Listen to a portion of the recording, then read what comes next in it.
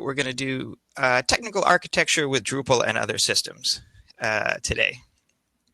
So that nice brief title means basically what we're going to do is we're going to go over a little bit of how I and sort of how us at Acro as well go over top level technical architecture planning when we're integrating Drupal with a much larger setup, usually for sort of an enterprise client or something like that. Although it can vary. We've got some clients that are a 3-person team and they have very complex technical setups. This is going to be a bit of a hypothetical example. I didn't take a specific client, although it's kind of based off of a few that we have. It's also going to be a little bit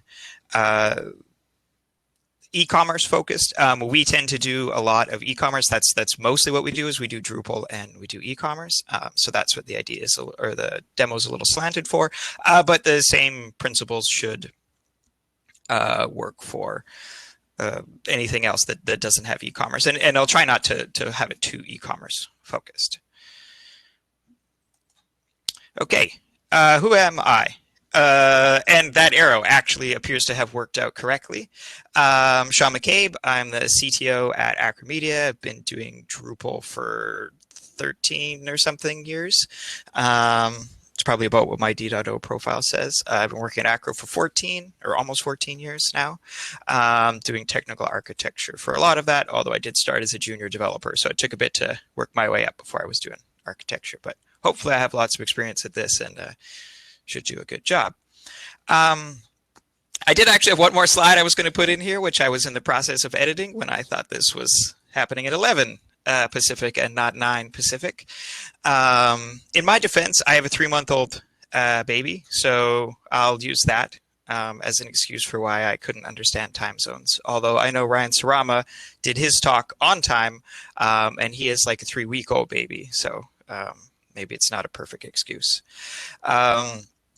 But what we're going to do here is I have sort of a hypothetical site example that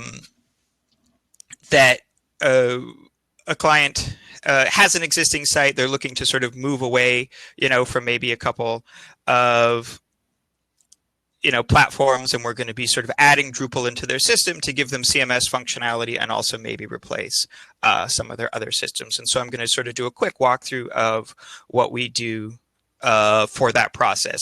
We have templates instead that we use. I've sort of simplified them a little for the slides so that things will move along. And this is going to be maybe go a little fast, but I'll hope to get sort of all the detail in here. So first of all, what we usually like to do is we start off with an audit of what systems or pieces of functionality that a client probably does already have. This is actually a slightly truncated list of the one we use normally. I just had to truncate it to fit it all on one slide here. And as you see, it's a little e-commerce focused, and sometimes we'll tune this for different clients here. But we sort of try to say, hey, here's all the kind of pieces of functionality that you'll have.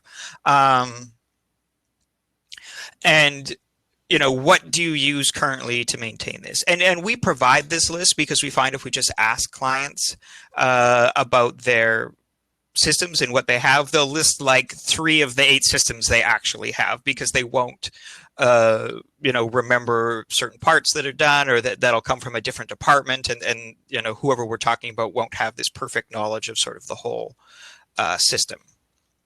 So we'll sort of go through and we'll maybe ask the client and get some initial stuff, and we'll get a list sort of something like this. They'll say, okay, products or product data comes from NetSuite. We're using Magento for catalog, cart, checkout. Our customers are sort of, or in this case, I put users to be a little more generic, but they're stored in Salesforce. We sort of do ERP functionality with NetSuite. If you don't work in commerce much, ERP is just like an awful buzzword that could mean almost anything. Usually means does order stuff, but it could be accounting. It could be whatever. And they say then they do order management through Magento. And then they've forgotten sort of what they do over anything else. And then once we give them this list, we'll sort of prod them a little bit. And it'll usually turn out that there's actually a few more things that they forgot. That for search, in fact, they do use Elasticsearch, and they have that running. They'll talk to someone in IT, and we'll figure that out. And then we'll get, analytics. Oh, no one ever remembers to mention analytics. And we say, what do you use? Oh, it's usually Google Analytics or something. But we'll get that in there because, it is important to make sure that still gets hooked up. And do they have any marketing staff? Sure, MailChimp. We'll put that in there. It's maybe a pretty simple setup. And then what we'll usually do next, and this can be done sort of formally or a little bit informally, and some of this might come from, say, an RFP or something, but we'll ask them sort of how much do they like or dislike the various pieces of software that they're using? What are they sort of, what do they like? What are they tied to? That kind of stuff. And so we'll sort of go through, and we will get things like, we hate, using NetSuite for managing products or something here. I made these arbitrarily, although NetSuite is a little user unfriendly. So hopefully there's not a rep from NetSuite in the audience or anything here. And then we'll sort of go through of how they feel of various parts of the system. And there'll be lots of ones where they have sort of no strong feelings. Say whoever we're talking to doesn't work directly with them, or they just don't care either way. But we're looking for sort of the ones they really love and they don't want to remove, or parts that they really dislike. And it's like, okay, well, those are prime candidates to switch up then. And then we'll usually do a third option, which is how much do they have to keep these, or, what's the sort of internal resistance or desire to switch these? Because oftentimes we'll have something that we would love to replace, but there's just absolutely no business interest in moving those. So, it might just be they've just transitioned to it, or there's a whole other department that uses it and they don't want to get rid of it, or just the transition to it is going to be so difficult that they can't do it as part of this project.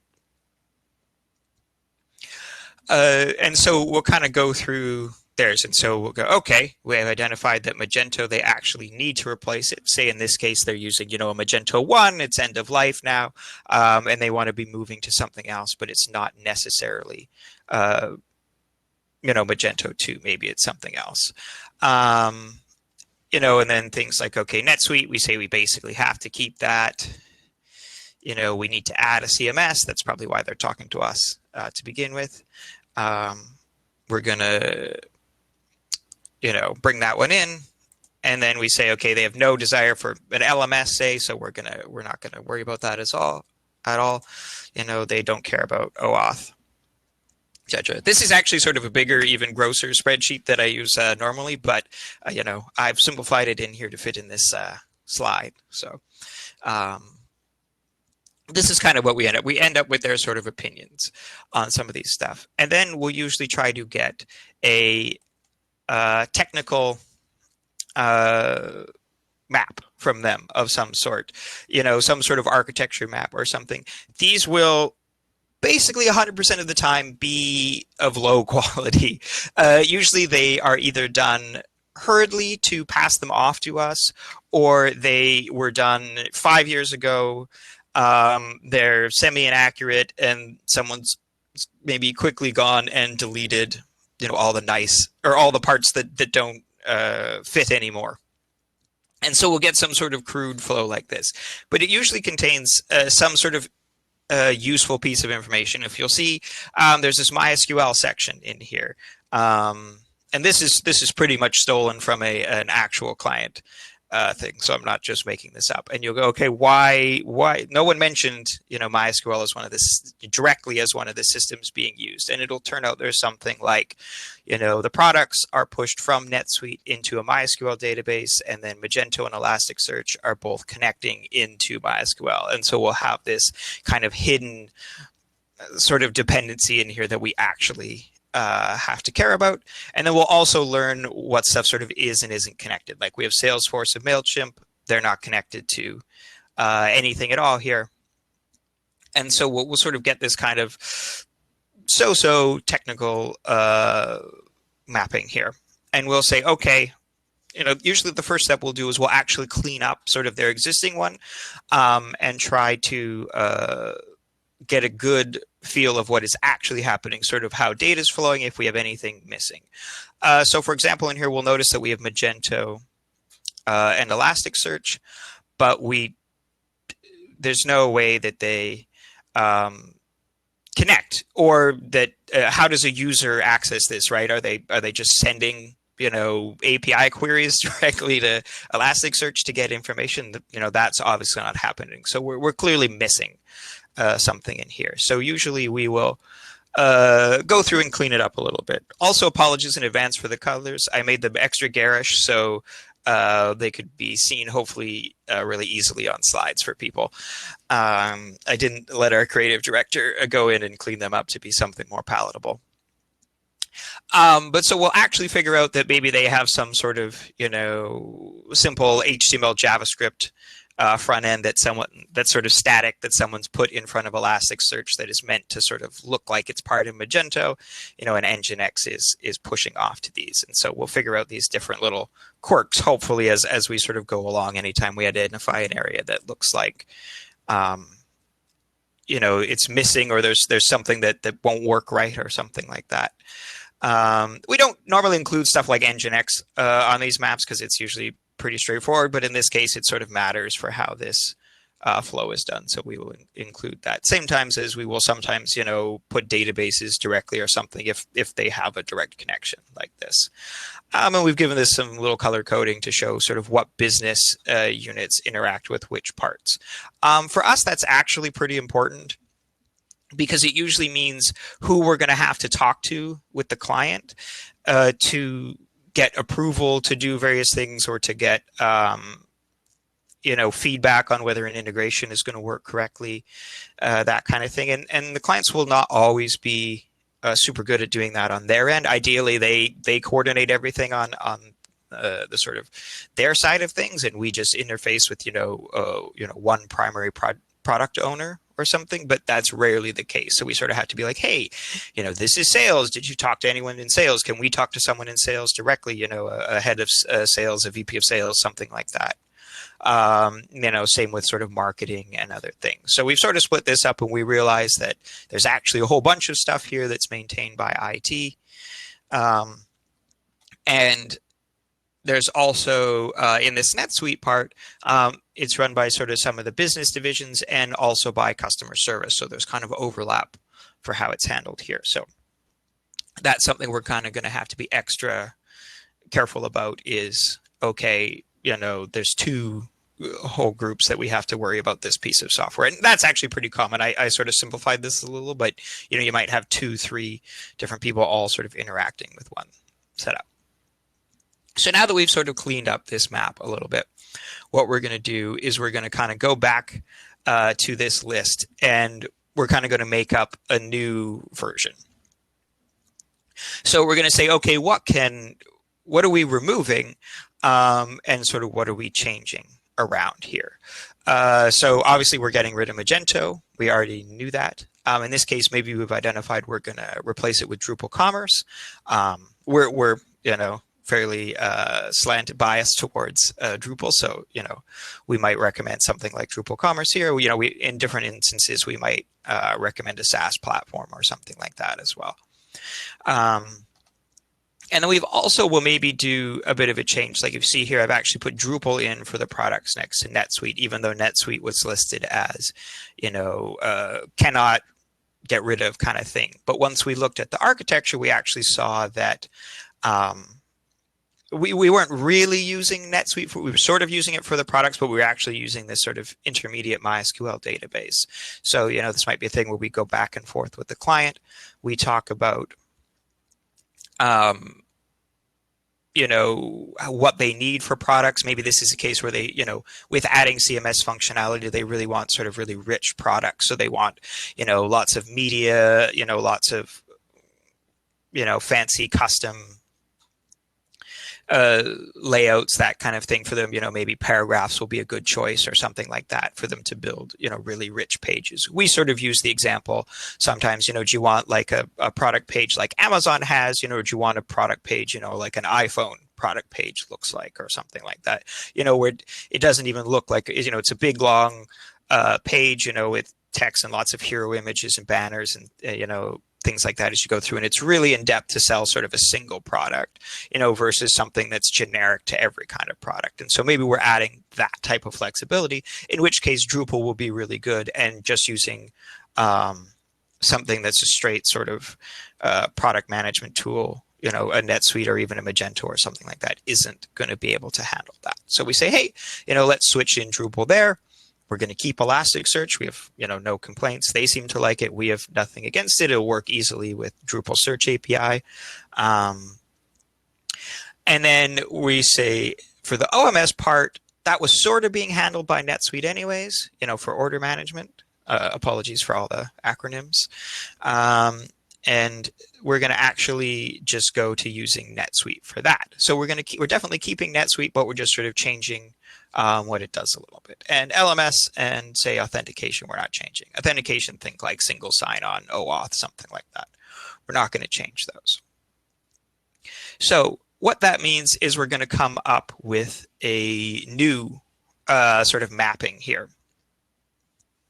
So we're going to try to simplify things first off, and then we're also going to try to connect, things together as nicely as possible.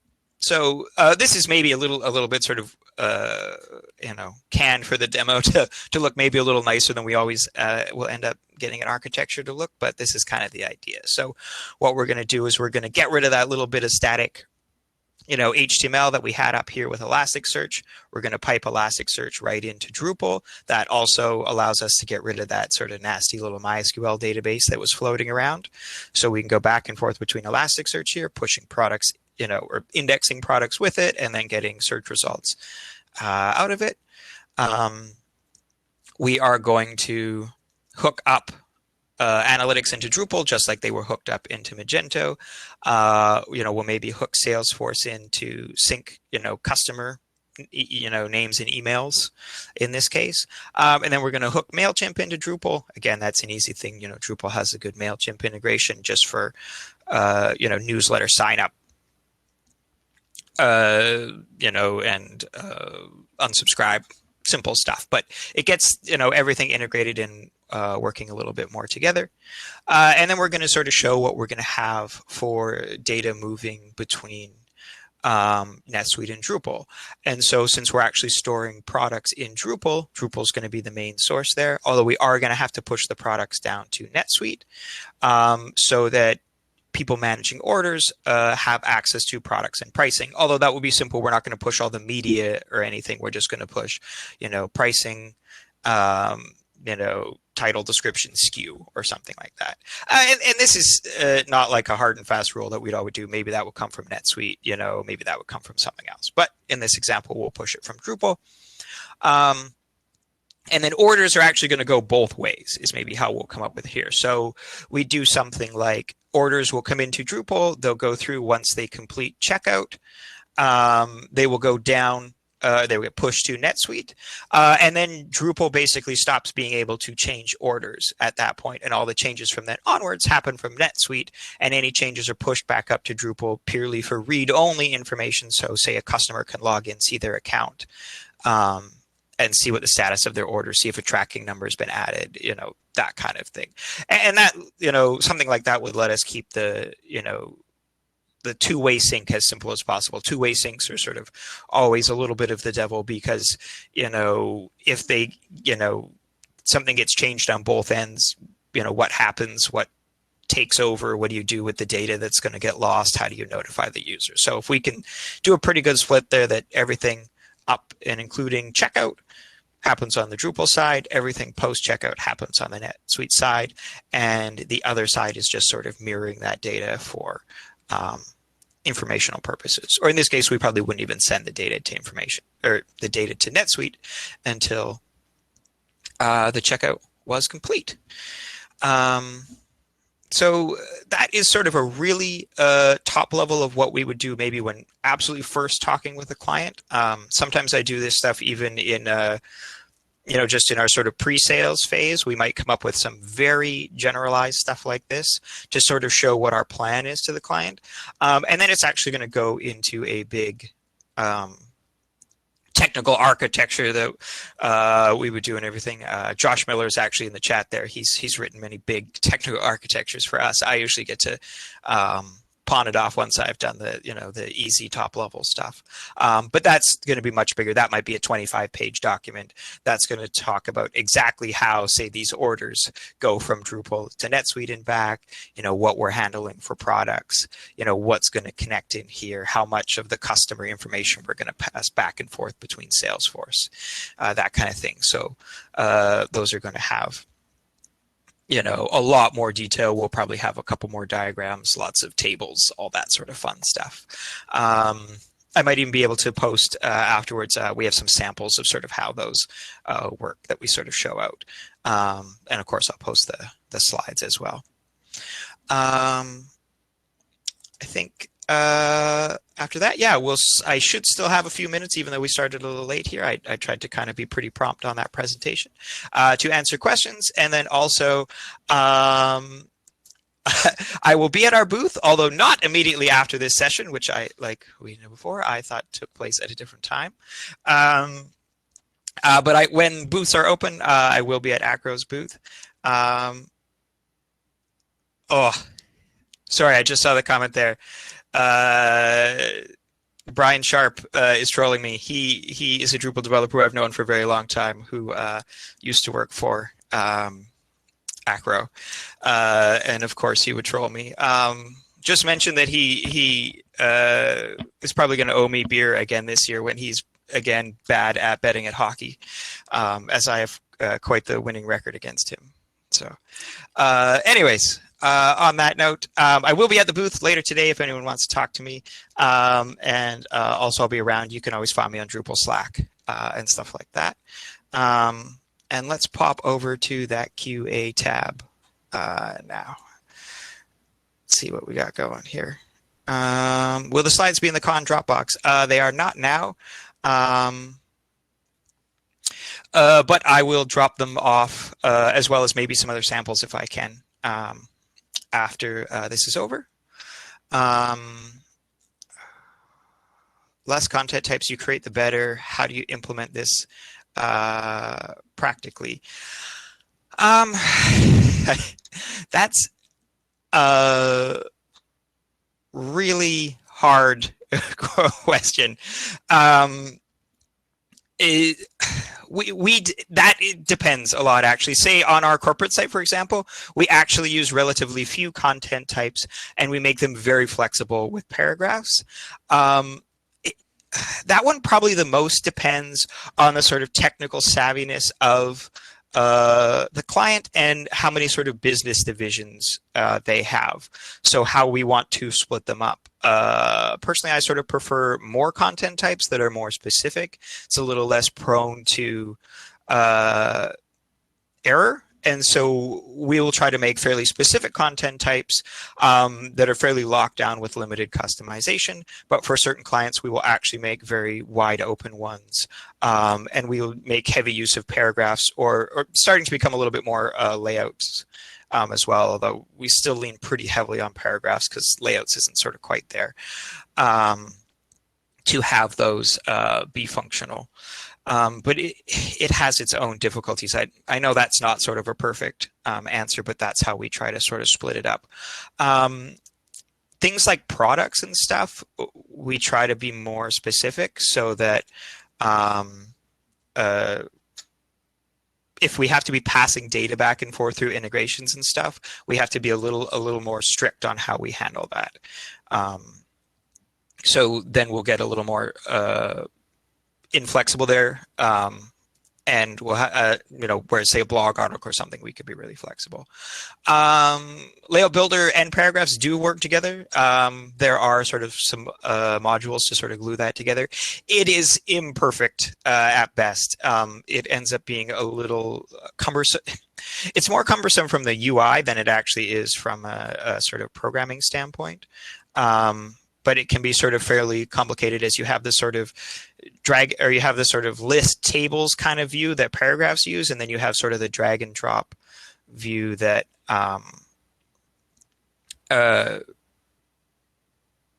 layouts uses to sort of map it in, and it can be pretty difficult for clients to understand sometimes. So let's see, what else do we have for questions? Who do I cheer for? Vancouver Canucks, even though they can't even play because they all got riddled with COVID, and it's a big controversy right now. So try not to think about that. Centralized architecture for commerce could be risky. What if the Drupal site is slow or down? What do we do for a secondary backup service? Actually, we don't have too many problems with that. We're pretty good at having pretty performant Drupal sites and having that be a main hub of commerce. We can take, 10,000 orders an hour, no problem, that kind of thing. I've actually done entire talks, and we have lots of blogs posts and stuff on our sites all about Drupal and commerce performance. And we can do, we can run them through multiple, load balance servers and things that scale up automatically and everything like that. So we're actually pretty confident at having that be a big hub as far as e-commerce is concerned. Like I said, we don't always do it that way. And as we're going sort of more headless these days, it's not always the case. But we're pretty good at having our Drupal sites be very, very reliable. So it's not actually a big worry. And we deal with some fairly high volume. We do some big telecom stuff with iPhone pre-orders and things like that, which can be, pretty crazy, as well as sort of standard Black Fridays. Let's see. If a client is willing to accept an MVP, is it better to move forward on an MVP or spend time on architecture and discovery? If we can, we prefer the MVP route. And so we would do sort of just enough discovery and strategy to build said MVP, and then we would kind of continue working on it as we went along. So it's going to depend on the client how much of the site we have to replace sort of all at once. Oftentimes we're coming in and we're not the first build. We're a build for someone that already has a lot of existing stuff. So the MVP still has to be fairly large because it's replacing a fair bit of functionality, which lends itself to a bit more upfront planning from us.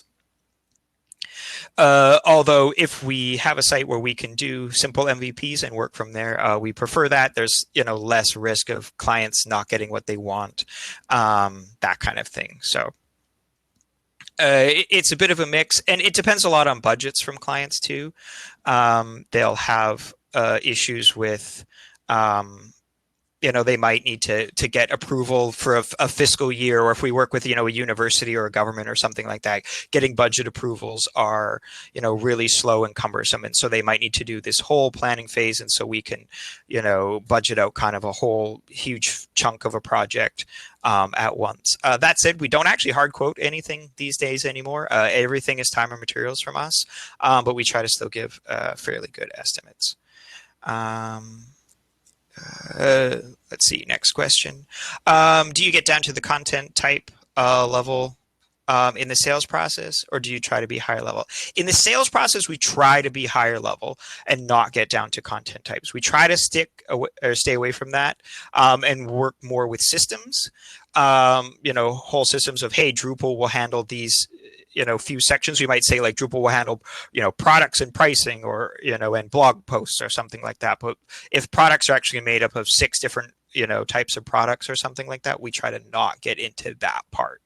That will happen in, a technical architecture or something that will get into that level of detail. It depends a little bit on the savviness of the client. If it's a very Drupal savvy customer,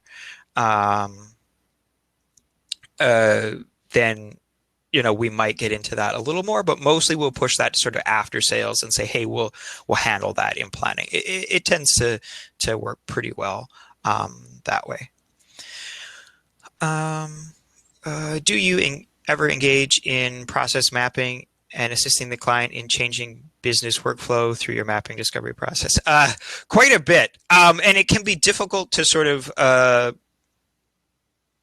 stay in our lane a little bit there, and sort of work where we are skilled and stay out of where we are not. If it's something like e-commerce, order process flows and things like that, we're quite experienced in that, and we can say, hey, let's, manage this here. Then let's, at this point in the flow, we'll push over to this process, and maybe your CSR should be involved here.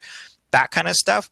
Once it gets outside of that flow, if it's sort of like how an accounting flow should work or something like that, we're less involved, although we kind of still end up being fairly involved with workflows, there a lot. So we're pretty involved in those, even if it's just to sort of recommend, that they change something, or we might have a partner that we try to get involved to help with, say, if it gets to the side of like shipping and order fulfillment, that's a little outside of our wheelhouse, actually managing warehouses or something, and we'll recommend they bring in a different consultant or something there.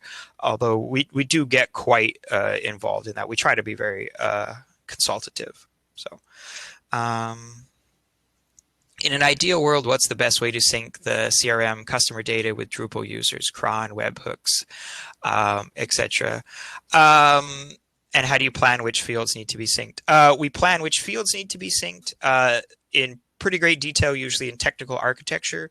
We try to sync the ones that will be relevant, and only the ones that they're actually going to use in the other system. And limit that. And then we try to be very careful with what's going to need to change back and forth. It can be quite difficult to sort of map that in a two-way setup. Cron is probably my least favorite way of doing that. Webhooks, or even what we prefer actually is that, say, if Drupal can connect to an API from, say, like Salesforce, and then Drupal will basically do them in near real time to push them over, basically sort of asynchronously in real time. So the minute they get put in, they're being pushed over to the new system, but not so much that they're blocking. So in some cases they might have to be blocking, but for the most part they don't. So that's how we would try to do it, is basically have a non-blocking setup. So like just after, say, the order gets completed, then a job gets run, triggered off of an event hook on the order completion or something like that. So it can be a little fussy with PHP to make things, asynchronous there or whatever, but it's not too bad. I think we're probably using up our time here, but no one's kicked us out yet, so I can answer at least one more question here.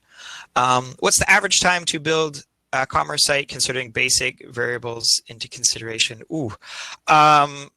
We do fairly big sites. We would do something where even a planning phase from us might be 25K or something like that. So 6 months would be a pretty fast build for us. We tend to not do, if you just need out of the box stuff, that tends to not be us. We're usually, if you need a bunch of customization built, and that's why you come from us, it's 6 months to a year for a build process for us. And also we tend to be an ongoing kind of agency. So 80+% of our work is recurring work for clients. So lots of RSAs and stuff like that, as we're continuing to sort of tweak and improve and add new functionality and things to existing commerce sites. So that's what we're doing a lot of doing, ongoing work, the clients we've been working with for sort of years and years. Integrating to new systems, tweaking integrations, adding new functionality, upgrading tech, all that sort of stuff as we go along. But our builds are fairly high. That said, we're looking to speed up that setup now that we're sort of switching to, as part of how we're switching to more headless setups. And we're trying to be a little leaner on how we can get parts up, with sort of a services setup of maybe we can replace parts with microservices and a decoupled front end and that kind of thing. That is very, very early on in our process, and we won't be building sites like that too much until probably next year. I think I got all the questions. If I didn't get your question, I apologize, but I'm pretty sure I was able to scan through all of them there. Hopefully that went well. I